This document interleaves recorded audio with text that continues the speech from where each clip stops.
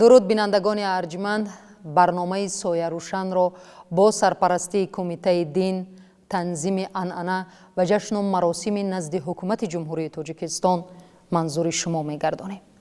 امروز درباره یک مسئله بسیار مهم و مبرم جامعه، تهدید و خطرهای افراطگرایی و راه‌های پیشگیری آن صحبت می‌کنیم. افراطگرایی نه تنها به ثبات جامعه خلل وارد می‌کند، بلکه به آینده درخشان ما و شما نیز خطر جدی ایجاد می‌کند. راه‌های پیشگیری این ظهورات نامطلوب چگونه است و کمیته دین، تنظیم عنعنه و جشن و مراسم نزد حکومت جمهوری تاجیکستان در مقاومت با این ظهورات نامطلوب کدام تدبیرها را اندیشیده ایستادند؟ امروز در برنامه حضور دارند سرمتخصص کمیته دین، تنظیم عنعنه و جشن و مراسم نزد حکومت جمهوری تاجیکستان منصور نیازی و با سوال‌هایی که ما داریم پاسخ می‌گویند. خب، افراطگرایی یک ظهورات است که در جامعه با شکل‌های گوناگون ظاهر می‌گردد.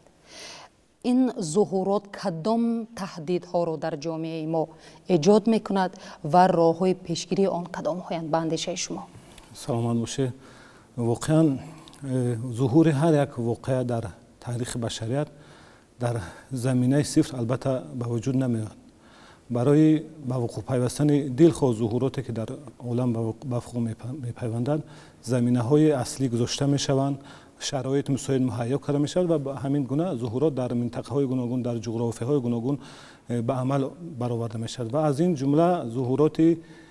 بسیار نامطلوب افراطگرایی اگر به تاریخ بشریت اگر نظر افکنیم، میبینیم که از همون زمانی که میان انسانیت برخورد منفعت ها پیدا شد و جاه طلبی و خودخواهی میان قشرهای گوناگون جامعه به ظهور پیوست، در برابر همین افراطگرایی نیز به میان آمد و البته وابسته به جغرافیه های گوناگون تأثیر و پیامدهای این ظهورات در زمانهای گوناگون هر خیل بود. یعنی وابسته به جغرافیه ها محدود میگشت و وابسته به جغرافیه تا اندازه وسیع میشد و پیامدهاش هم در برابر همین البته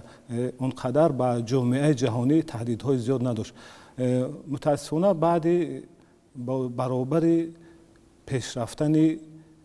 ظرفیت‌های علم تکنیکه در عالم، امروز با سوء استفاده از این ابزار این ظهورات بسیار خطر افزاتر شد و حتی پیشگویی نشونده شد. و حتی گفته میتوانیم که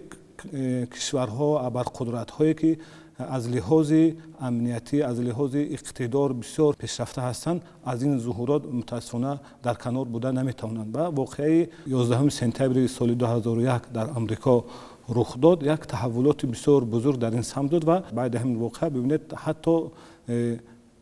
جامعه های پیشرفته نیز برای آماده نمودن خود برای پیشگیری کردن این ظهورات چاراندیشی کردن البته و گذشته از این کشورهایی که نو رو به ترقی می نهند، متاسفانه وابسته به امکانات های خود تا اندازه نسبت دیگر کشورها در پیشروی این ظهورات تا اندازه البته خفا مانده ترن، تا اندازه با شکست مواجه ترن و همین چیز رو مدرک رو یا هم دستک رو استفاده کرده. امروز ببینید ابرقدرت ها با استفاده از امکانات های خود هدف های خود رو در منطقه گوناگون پیاده میکنند و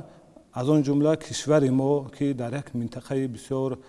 حساس جایگیر شده است و این خاطر ما باید همیشه آماده باشیم که این دولت جوان خود، این سرزمینی که از اون یک سرزمین بزرگی اجدادان ما با ما یک بسیار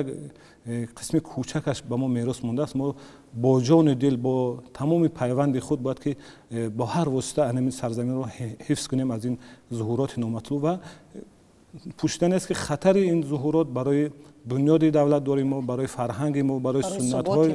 سنت های مردم ما، برای ثبات جامعه همیشه خطر دارد و همیشه پیامدهای بسیار نامطلوب دارد و ما وظیفه اولین درجه و واجب ایمانی ما است که ما با تمام امکانات های خود باید که همین دستاوردهای بزرگ خود را که بسیار با مشکلی به ما به دست آمد، واقعه های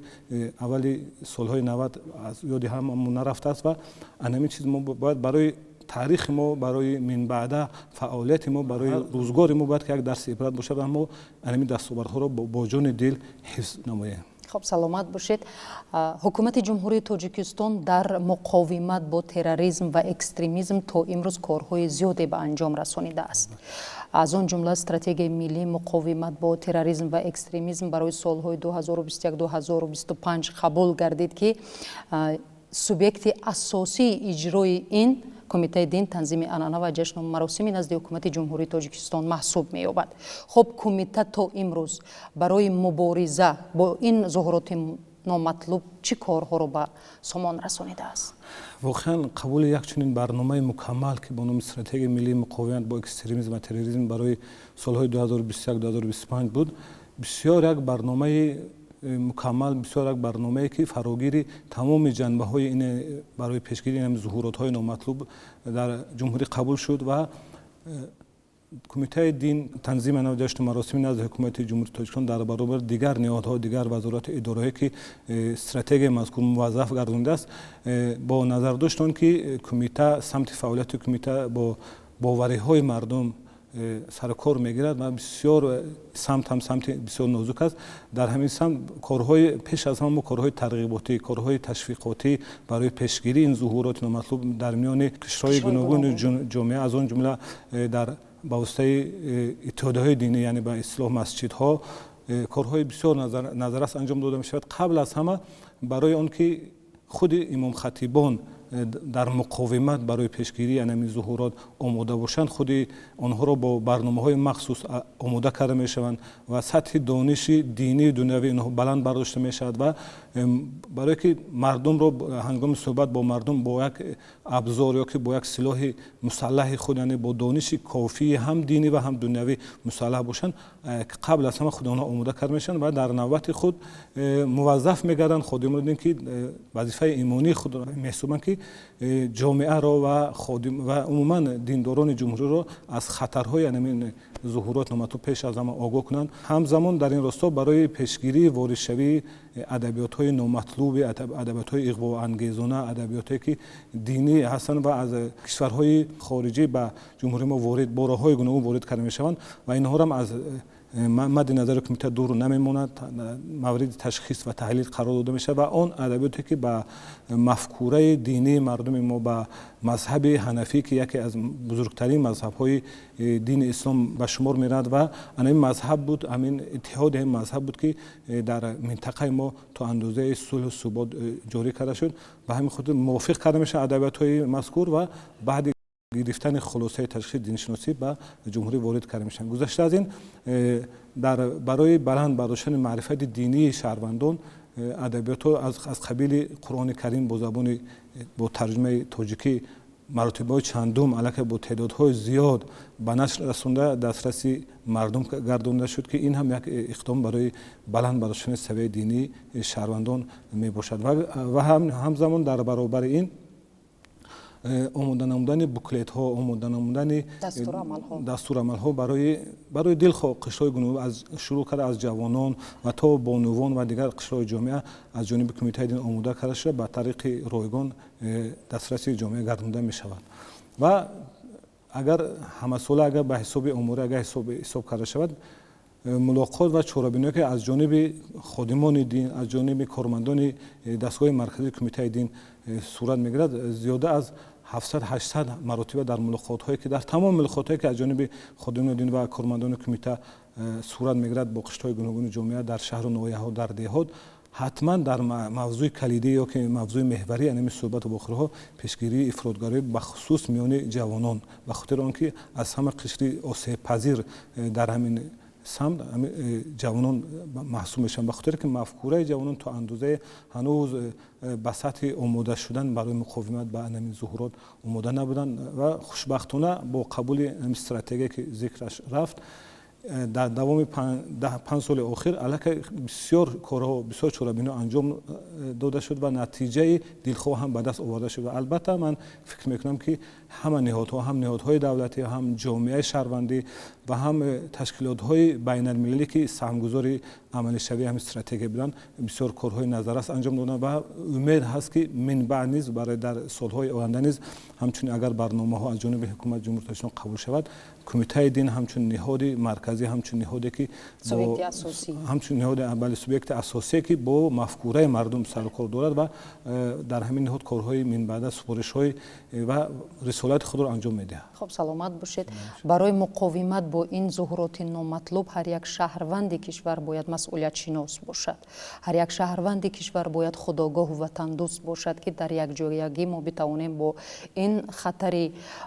نامطلوب جامعه جهان مبارزه برده بتوانیم. خب همکاری نهاد دولتی با جامعه شهروندی چگونه باید باشد که تا یک پیامد ثمره بخش آورده تواند؟ پیش از همه باید که معرفتی هم دینی و دنیوی و خصوصا معرفتی وطنداری، احساس ملی، احساس دوست داشتن یعنی سرزمین در میان قشرهای گوناگون جامعه با هر وسیله که نباشد و با راه‌های ترغیباتی تشویقاتی باید پیش از همه بلند برداشته شود. به خاطر که وقتی که ما سرزمین خود را با دل خود اگر دوست نداریم البته تا اندازه ما را قوه‌هایی که منفعت‌های خود را می‌خوان در این منطقه پیاده کنند سوء استفاده کردنشون آسان‌تر می‌شود. قبل از همه باید ما همین سرزمین را دوست داریم. به خاطر اینکه خودی اگر از نگاه شریعت از نگاه دینی هم ببینیم واجبه یکی از واجبات ایمانی ما است که ما قبل از همه سرزمین خود را دوست داریم و برای حمایت یعنی مرزوبون باید از جان و دل آماده باشیم و دیگر اینکه همکاری، همگرایی قشرهای گوناگون جامعه، هم جامعه شهروندی، هم سازمان‌های بین‌المللی و هم نهادهای دولتی که برای پیشگیری یعنی خطر هم ظهورات باید یگان شهروند تاجیکستان همون نفری که صاحب عقل است، صاحب شعور است باید که بی‌طرف نباشه. به خاطر که یک نفر ما وقتی که می‌بینیم همین یک شهروند ما، یک جوان ما، یک جوان ساده ما به همین راه می‌رود و بی‌طرفی می‌کنه وقتی که چون که با عباره میگن که وقتی آتش میآید در جنگل هم تر می‌سوزد و هم خشک می‌شود. خدا نکرده عاقبت‌های همین خطر افزای افراطگرایی تروریسم وقتی که خدا نکرده یک حادثه در دل خو گوشه دنیا رخ میدهد به تمام همون شهروندان همون منطقه یا که همون از اون جمله کشور ما به زیان و ضررش به همه میرسد. به همین خاطر ما باید هیچگاه بی‌طرف نباشیم. در همین صورت ما میتوانیم که